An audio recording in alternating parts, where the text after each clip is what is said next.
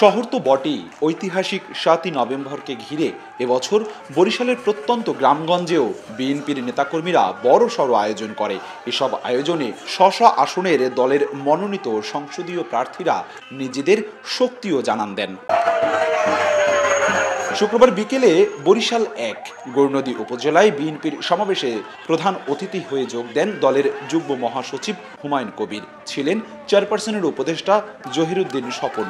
বক্তৃতায় নেতারা বলেন, গুম খুনের সাথে জড়িত না এমন আওয়ামী লীগের নেতাকর্মীরা যদি ধানের শীষে সমর্থন করে তাদের জন্য বিএনপির দরজা উন্মুক্ত থাকবে। বিএনপি জনগণের ভোটের দ্বারা নির্বাচিত হলে এই অঞ্চলে ব্যাপক উন্নয়ন করবে। এখানে প্রাইমারি শিক্ষাতে গুরুত্ব দিবে, স্বাস্থ্য খাতে গুরুত্ব দিবে, রাস্তাঘাটের উন্নয়নে গুরুত্ব দিবে এবং মানুষের কর্মসংস্থানে গুরুত্ব দিবে।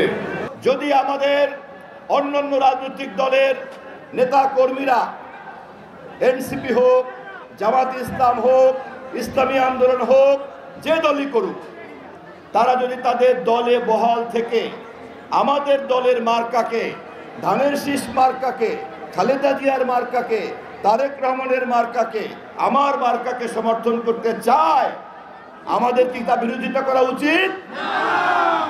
অতএব নির্বাচনের দিন পর্যন্ত ধানের শীষের দরজা সবার জন্য খোলা।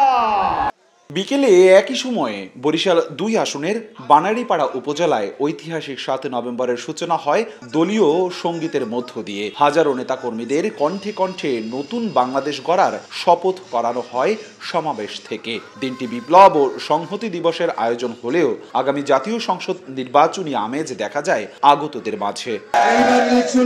আমাকে না, জনাব তারেক রহমান সাহেবকে ধানের শীষে ভোট দিয়ে আমরা দলকে, বিএনপিকে জয়যুক্ত করে আমরা সংসদে আমরা সরকার গঠন করব, যে সরকার আমাদের জনগণের সাহায্য সহযোগিতা করবে, যে সরকার আমাদের পাশে দাঁড়িয়ে থাকবে। এদিকে বরিশাল শহরের অশ্বিনী কুমার হল চত্বরে এই আয়োজন করে মহানগর বিএনপি। এতে দলের চেয়ারপারসনের উপদেষ্টা ও সদর আসনের বিএনপির প্রার্থী মুজিবুর রহমান সরোয়ার ছাড়াও অন্য নেতারাও বক্তব্য দেন। সমাবেশ থেকে ঐক্যবদ্ধ থেকে শহীদ প্রেসিডেন্ট জিয়াউর রহমানের আদর্শকে ধারণ করে দেশ গড়ার আহ্বান জানানো হয়। খালেদা